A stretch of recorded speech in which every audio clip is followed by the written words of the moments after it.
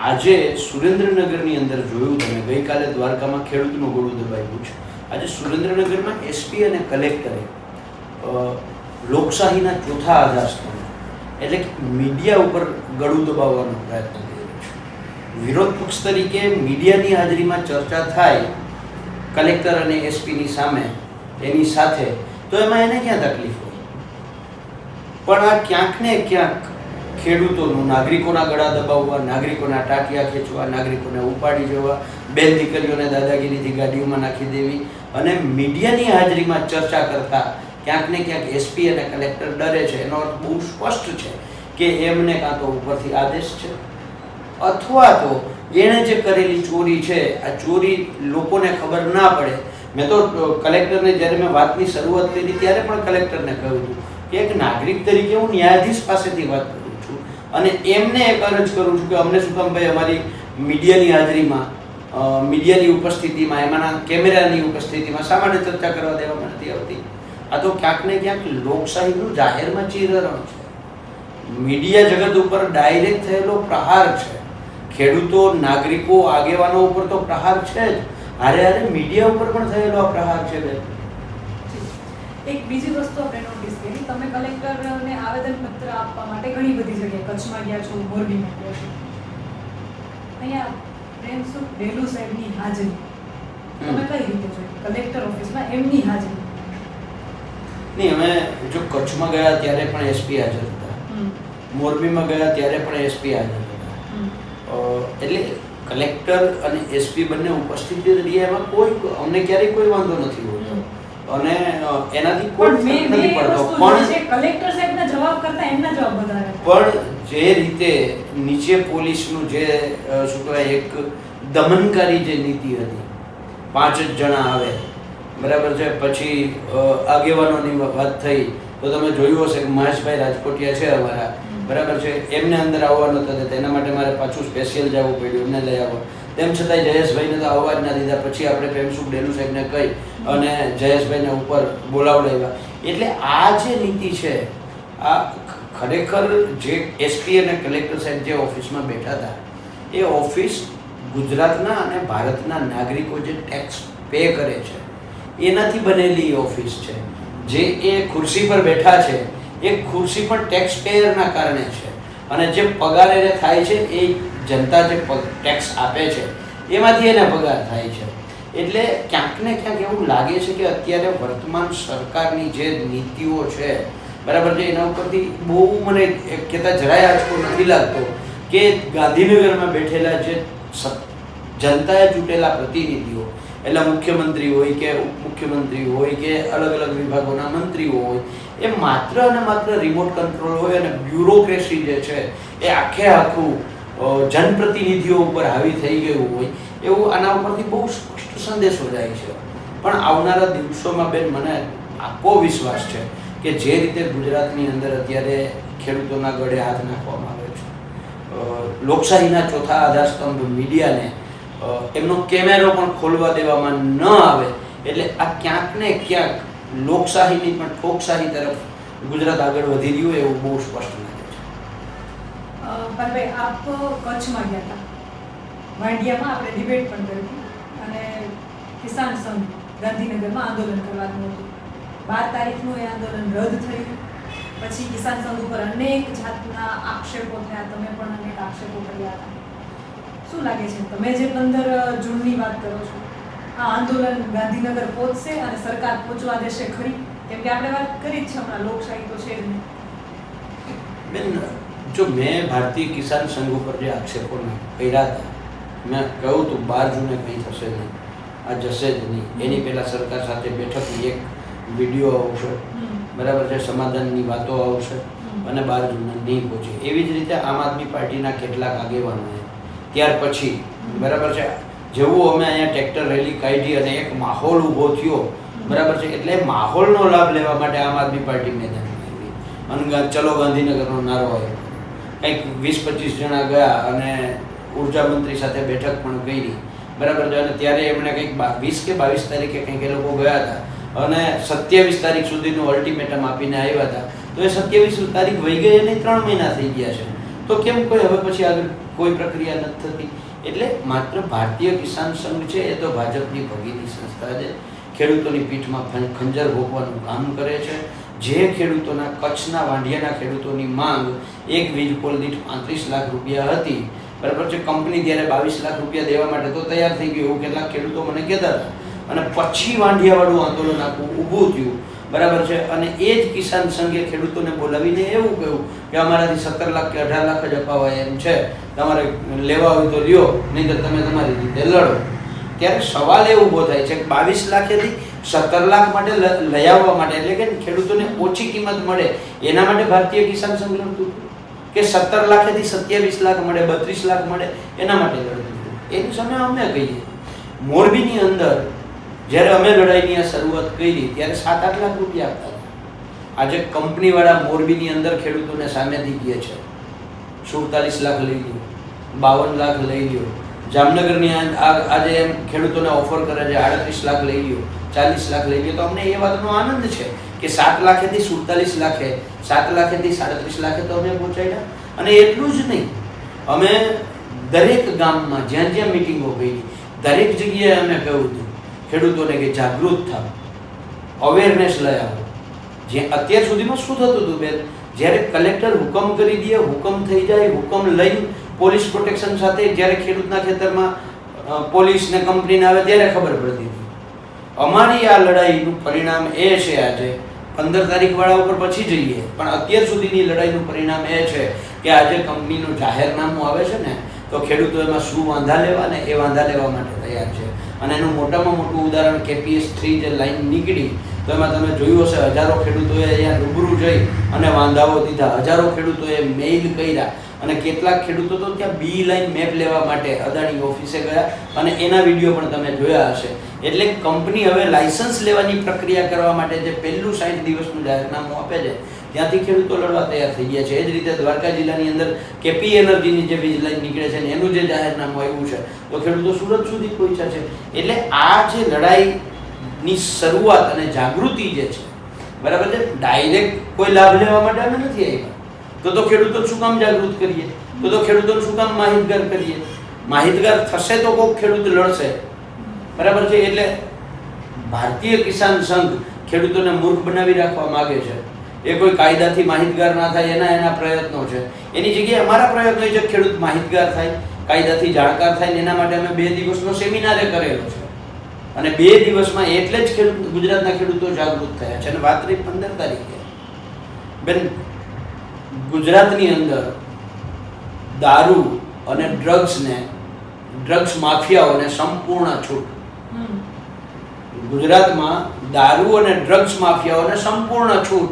તો ખેડૂતોને પોતાનો હક અને અધિકાર માંગવા જવાની છૂટ નહીં.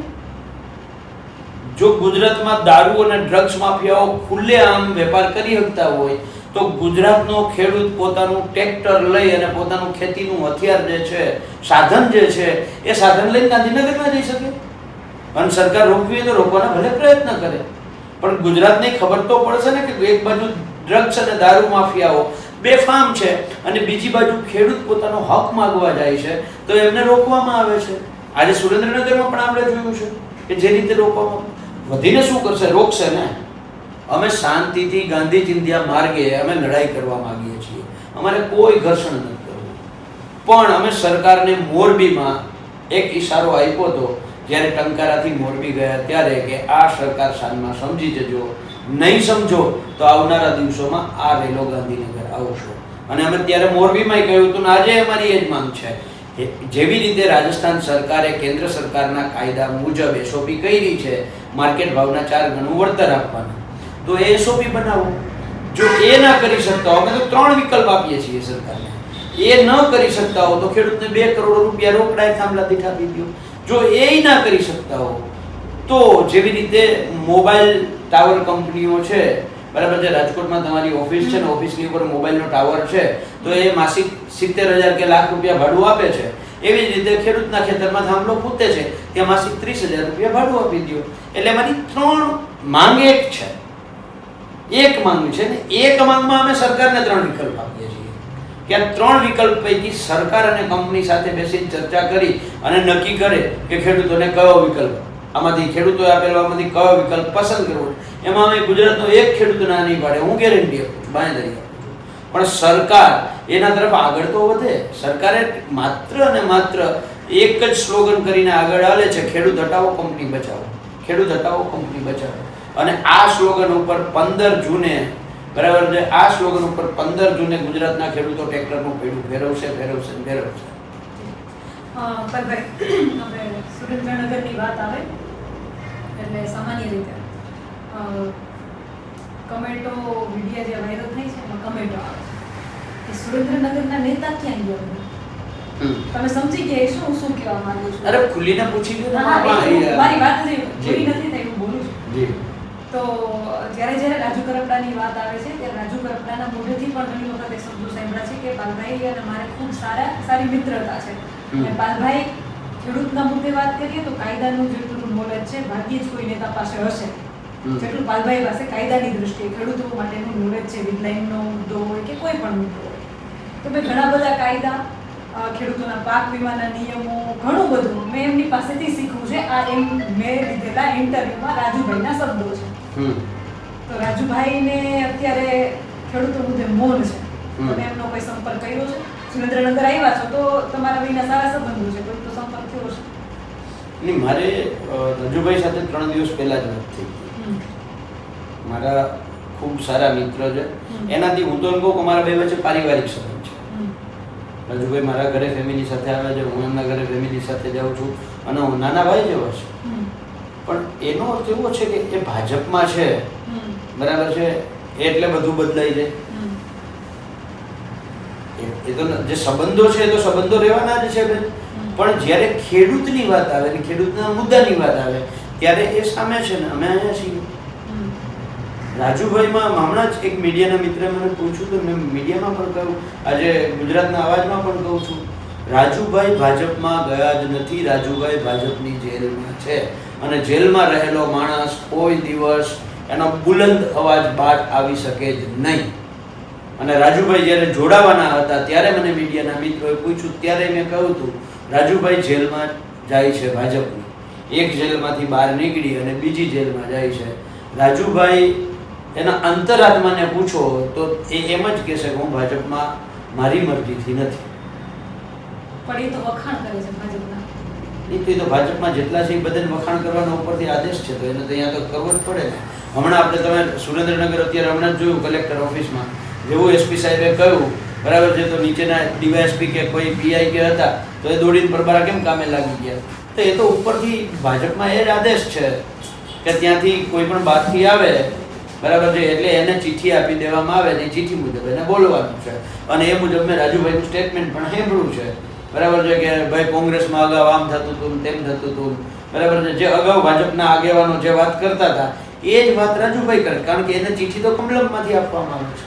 એટલે ચિઠ્ઠી જે છે એ ચિઠ્ઠીનું ટૂંકમાં ગોખી અને મીડિયા સામે એને જવાનું છે. બાકી રાજુભાઈને હું કહું છું, સુરેન્દ્રનગરમાંથી રાજુભાઈ આપ છો, વાંઢિયા જેવો પ્રશ્ન, પોંઢ જેવો પ્રશ્ન, બરાબર છે, તમે તો આમાં માહિર છો, હોશિયાર છો, ડેલિગેશન લઈને જાઓ ધારાસભ્યોને બધાને સાથે લઈને મુખ્યમંત્રી સામે જઈને બેસી જાઓ અને હુકમ લઈ આવો કે માર્કેટ ભાવના ચાર્જનું વળતર આપવાનું. તમે 3 દિવસ પહેલા વાત કરી તો ભલે સામેથી વિરોધ નથી કરતા રાજુભાઈ, પણ અંદર ખાને રજૂઆત તો કરતા હશે ને, કેમ કે હવે તો એની પાસે સત્તા છે. અરે પણ એટલે તો હું કહું છું કે આખું ડેલિગેશન લઈને જાઓ. ગુજરાતના 26 જિલ્લાને ઇફેક્ટેડ આ ઇસ્યુ છે, બરાબર છે, અને 26 જિલ્લાના જે ધારાસભ્યો છે એને લઈને રાજુભાઈ જવું જોઈએ મુખ્યમંત્રી પાસે અને જાતા પહેલા કહેવું જોઈએ કે આ વીજ લાઈનોના પ્રશ્ન અમે મુખ્યમંત્રી પાસે જઈએ છીએ અને બહાર આવી અને નિર્ણય લઈ આવીને ફટાકડા ફોડીને ઉત્સવ મનાવતો એને કાર્યક્રમ રાખવો જોઈએ કે ભાઈ જે ખેડૂતોની માંગ હતી માર્કેટ ભાવના 4 ગણા વળતર આપવાનો એ સરકારશ્રીએ માન્ય રાખ્યો છે અને એ મુજબનો પરિપત્ર થયો છે. રાજુભાઈ ની અમે ફટાકડા ફોડશું. હવે સીધો સવાલ કરવો છે. મોરબીમાં આપણે કલેક્ટર કચેરી તમે એના બધા સાથે ગયા, આપણે જોયું હતું પ્રકાશ વરમોડાનો જે મુદ્દો હતો, જે ધારાસભ્ય છે એમની જમીન તારવી દેવામાં આવી છે, એ મુદ્દો આખો શું? બેન, તારવી દેવામાં નથી આવી, ત્યારે તારવી દેવામાં આવી હતી. અમે લઈડા, અમે કલેક્ટરને કહ્યું, બરાબર છે, એટલે આપણે જે તે દિવસે ચર્ચા થઈ મીડિયામાં જે ચાલ્યું ત્યાર પછી પ્રકાશ વરમોરા માટે અલગથી કમિટી બેસાડવામાં આવી, વરમોરાને સાંભળવામાં આવ્યા, બરાબર છે, અને એના જ ખેતરમાંથી એ થાંભલો પસાર કરવામાં આવ્યો. જે તારવી દીધા હતા ને એ તરવાણા નથી, અમે લઈડા એટલે પ્રકાશ વોરાના બિનખેતી થયેલા ખેતરમાંથી થાંભલો પસાર થયો. દ્વારકાથી છેક સુરેન્દ્રનગર આવ્યા છે અહીંના ધારાસભ્ય પ્રકાશ વરમોરા, તો ખેડૂતો એ પણ સ્પષ્ટ રીતે એની પાસે પણ રજૂઆત કરવા જતા હશે. તમને કોઈ પ્રતિક્રિયા મળી પ્રકાશ વરમોરા અથવા એના સાંસદ તરફથી કે? ભાજપમાં ખેડૂતો ગમે એટલી રાડું દે, કોઈ પ્રતિક્રિયાઓ આવવાની નથી. એને કમલમમાંથી એક ચિઠ્ઠી આપવામાં આવે કે ભાઈ 3 દિવસ પછી આપણે આ હુકમ કરવાનો છે, એટલે પેલા ભારતીય કિસાન સંઘને કહેવામાં આવે કે તમે આમાં આંદોલન એક આયોજિત કરો. એટલે ભારતીય કિસાન સંઘ ગાંધીનગરમાં ડેરા તાણીને બેસી જાય, એટલે 3 દિવસ પછી એ હુકમ જાહેર કરવામાં આવે. ભાજપના ધારાસભ્યો, સંસદ સભ્યોને કહેવામાં આવે કે તમે આ હુકમના વખાણ કરતા નિવેદનો આપો, આ વખાણ કરતા પત્રો લખો, બરાબર છે. એટલે અહીંયા તો સિસ્ટમેટિકલી થાય છે. એટલે એવું અહીંયા ખેડૂતો રાડું દે અને કોઈ ભાજપના ધારાસભ્યનો અંતરાત્મા જાગે અને ગાંધીનગર કાગળ લખે કે ખેડૂતોની સાથે લડવા આવે, ત્યાં જે કમલમમાં જે જાય, બરાબર છે, એને સૌથી પહેલા એનો અંતરાત્મા મારી નાખવામાં આવે છે. અંતરાત્મા હોય તો જાગે ને. આ વરમોરાએ કાગળ લખ્યો, ક્યારે લખ્યો? કોંઢ ગામ જે છે એમાં અમે બધાએ જઈને જે રીતે એક મોટી સભા કરી, બરાબર છે. કોંઢ એટલે સામાન્ય રીતે આમ કોઈ ગામ કોઈ પક્ષનું હોતું નથી, પણ જે છેલ્લી ચૂંટણી અને એની અગાઉની ચૂંટણીઓ તમે એના પરિણામો જોવો તો ભાજપ સમર્પિત ગામ છે. અને એને એવું લાગ્યું કે અમારા ગઢમાં ક્યાંક ગાબડું પડે છે, એટલે તરત જ પ્રકાશ વરમોરાએ કાગળ લખ્યો. અને હું તમને અત્યારે કહું છું, ભવિષ્યવાણી કરું છું, આવનારા 15 તારીખ પહેલા જોજો, મને પૂરેપૂરી શંકા છે આ ભાજપ ઉપર, એની રમત ઉપર, એના ષડયંત્ર ઉપર. આ 15 તારીખના આંદોલનને તોડી નાખવા માટે કોંઢ અને આસપાસના ગામનો હુકમ જે ખેડૂતો માંગે છે એ મુજબ કરી દેશે. માત્ર અને માત્ર ષડયંત્ર કરી અને જેથી કરીને કોંઢ અને આસપાસ એટલે ધાંગધ્રા તાલુકાના ખેડૂતો આ લડાઈમાં જોડાય નહીં. કારણ કે એક પરિણામ આવી જાય, બરાબર છે, પછી ખેડૂતો એટલા ઉત્સાહથી ના જોડાય, સ્વાભાવિક છે. પણ તોય મને કોંઢ ગામ અને આસપાસના ગામો ઉપર વિશ્વાસ છે, એ જોડાશે. પણ સરકાર આ ષડયંત્ર કરે તો એમાં કોઈ નવાઈની વાત નથી. ફરીથી એક ભવ્ય આંદોલન ખેડૂતોનું થવા જઈ રહ્યું છે 15 તારીખે. ત્યાં ભવિષ્યના એક છાપ હજી દેખાય છે. પાલભાઈને જે રાજકોટમાં લીમડામાં બાંધીને જે માર ખાવો પડ્યો હતો, જે ઢોર માર ખાધો હતો પાલભાઈએ, એ ઘટના ભૂલાણી છે કે હજી મનમાં છે? જો એક વસ્તુ પાકી છે કે સોનાને ટીપો ને પછી ચડ આવે, બરાબર છે. અને અમે તો લડવાયા છીએ. હજી હું તો કહું પાછાય મારે, વધીને શું કરશે? મારશે ને. એને મારા જેટલા સગાવાલા છે એમાંથી કોઈ કોન્ટ્રાક્ટર છે, કોઈ મોટી ફેક્ટરી છે, એક ગોઈતું કંઈ ના મળ્યું, બરાબર છે. મારા કોઈ ધંધા છે, ગોઈતું ના મળ્યું, ખેતી સિવાય કંઈ ધંધો નથી, બરાબર છે. એટલે મને દબાવવા માટે બીજો કોઈ રસ્તો સરકાર, બિચારી સરકાર પાસે, બિચારી કહું છું, સરકાર પાસે કોઈ રસ્તો ના મળ્યો એટલે રાજકોટમાં લીમડે બાંધીને માર્યો. મારવાનું કારણમાં એ સમયનો પાક વીમાની અમારી લડાઈ, એ સમયે ટેકાના ભાવે ખરીદીમાં થતા ભ્રષ્ટાચારની લડાઈ, બારદાન કૌભાંડ, ટેકાના ભાવે મગફળીમાં જે મગફળીના બદલે જે કાંકરા નાખતા હતા, એ 8-10 કૌભાંડો ઉપરા ઉપર 2 કે 3 મહિનામાં હું બહાર લઈ આવ્યો. એટલે સરકાર ગોતતી હતી, મને કારણ ગોતતી હતી મારવા માટેનું, ના મળ્યું. તો કોરોનાનો સમયમાં એને ખબર હતી કે આમ મારશું તો અત્યારે કોરોનામાં આખા ગુજરાતમાં કર્ફ્યુ જામેલા છે, તો કોઈ ખેડૂતો આંદોલન કરવા નહીં આવે. એને મારી લીધું, એને સંતોષ થઈ ગયો અને મને લડાઈ કરવાનો વધારે ઉત્સાહ મળ્યો. હું તો ફરીથી ક્યાંક બાંધીને મારે લીમડાને બદલે આ વખતે પીપળો ગોતજો, બાંધીને મારો ને, મારે ખાઈ લેવું. બીજું તમે મારશો બહુ તો 2 દિવસ ક્યાં હરખું નીચે આમ નહીં બેહાય, જેવી રીતે અત્યારે બેઠો છું એવી જગ્યાએ સરકાર મારે છે. એટલે બરાબર છે. પણ મને એકને મારવાથી એની પીડા કરતા મને જે જગ્યાએ પાછળના ભાગે માર્યું, ત્યાં ગુજરાતના ખેડૂતોને રોજે રોજ ડામ પડે છે. મને મારી જે પીડા છે એના કરતા રોજ ખેડૂતના પૂઠે જે ડામ પડે છે ને, આ પૂઠના જે ડામ છે, બરાબર છે, આ ડામ સહન નથી થતા. એ પીડા રોજે રોજ સહન કરું છું.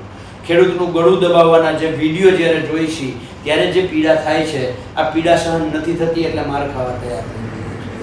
અને એટલે હું ગુજરાતના ખેડૂતોને કહું છું, ડીઝલમાં તમે અત્યારે છેતરાણા, ભાવ વધ્યો લાઈનમાં ઊભા, ખાતરમાં છેતરાણા, ભાવ વધ્યો ખાતર સામે નથી મળતું, નેનો યુરિયાની રોજ બાટલી આપે છે, પશુપાલકોને દૂધના ભાવ નથી મળતા અને સામે ખાણદાળ ને પશુચારાના ભાવ સતત વધે છે, ખેડૂતની ખેત પેદાશના ભાવ ઘઉં હોય, કપાસ હોય, મગફળી હોય, આ બધા જ ભાવ 2014માં હતા એના કરતાં નીચે રહ્યા છે.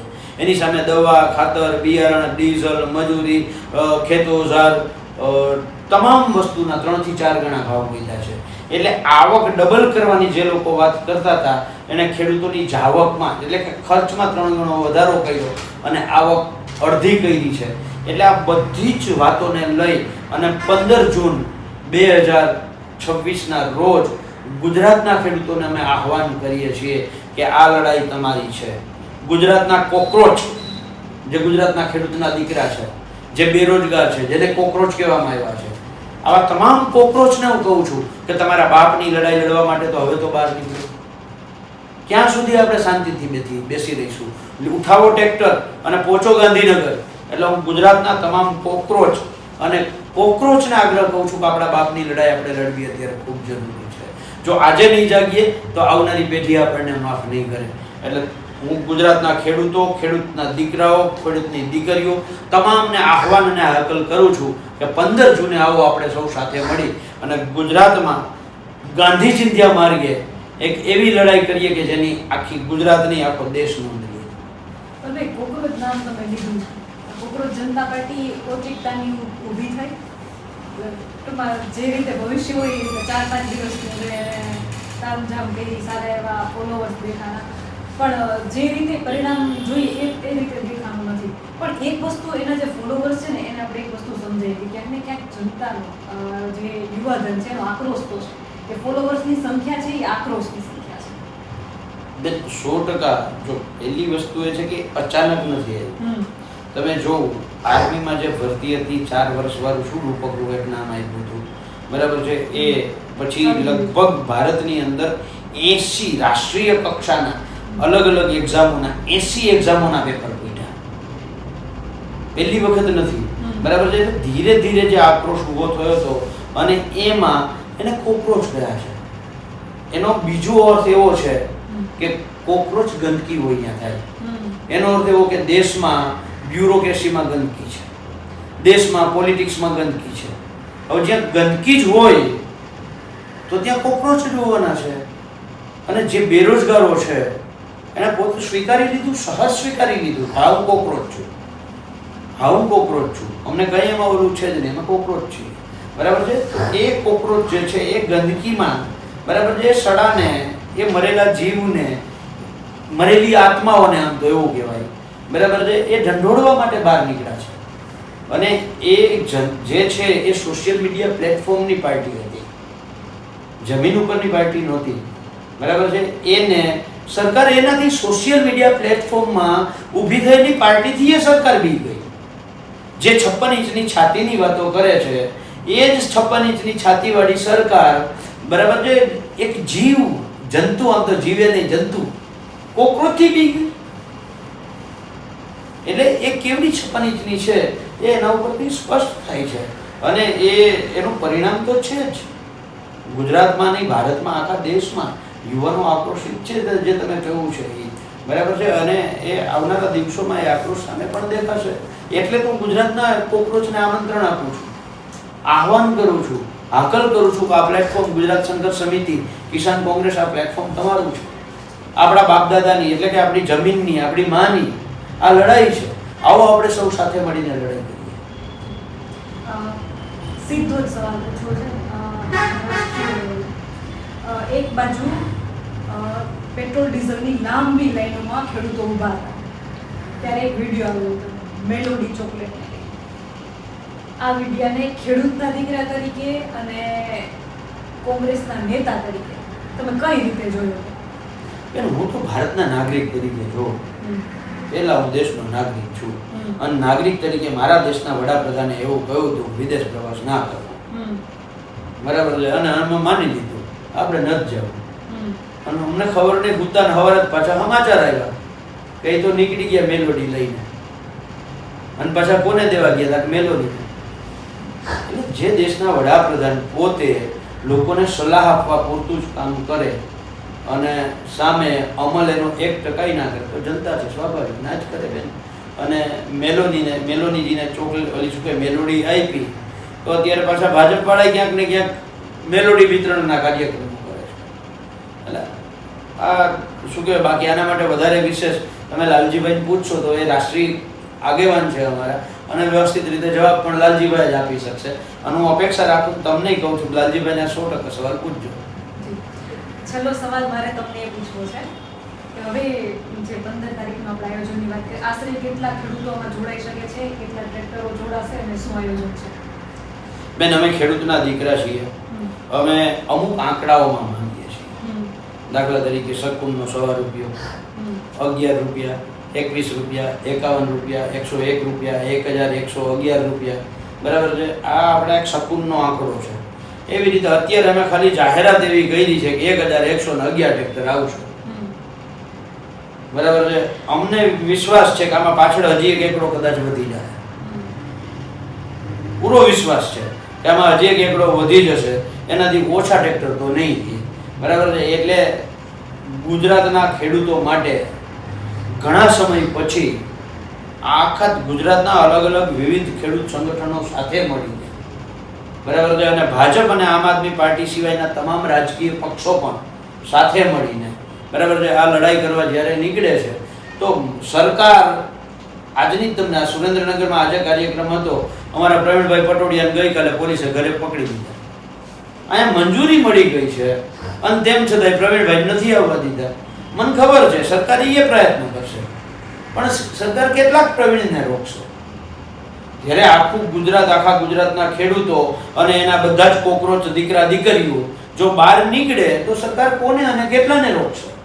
અને મને પૂરો વિશ્વાસ છે કે 15 જૂને ખેડૂતના બધા જ જમીન માપણીનો પ્રશ્ન હોય, જમીન સંપાદનનો પ્રશ્ન હોય, પશુપાલકોનો પ્રશ્ન હોય, વીજ લાઈનોના પ્રશ્નો હોય, ખાતરનો પ્રશ્ન હોય, નેનો યુરિયાનો પ્રશ્ન હોય, બરાબર છે, ડીઝલના પ્રશ્નો હોય, પોષણક્ષમ ભાવ નથી મળતા એના પ્રશ્નો હોય, આ બધા જ મુદ્દાઓથી જે ખેડૂતો પીડિત છે, પશુપાલકો પીડિત છે, મને 1000% વિશ્વાસ છે કે સરકારે એની આઈબીના રિપોર્ટમાં જે અહેવાલ આવશે ને એ અહેવાલે ખોટા પડશે, એના કરતાં વધારે ખેડૂતો આવશે, એમાં કોઈ શંકા નથી.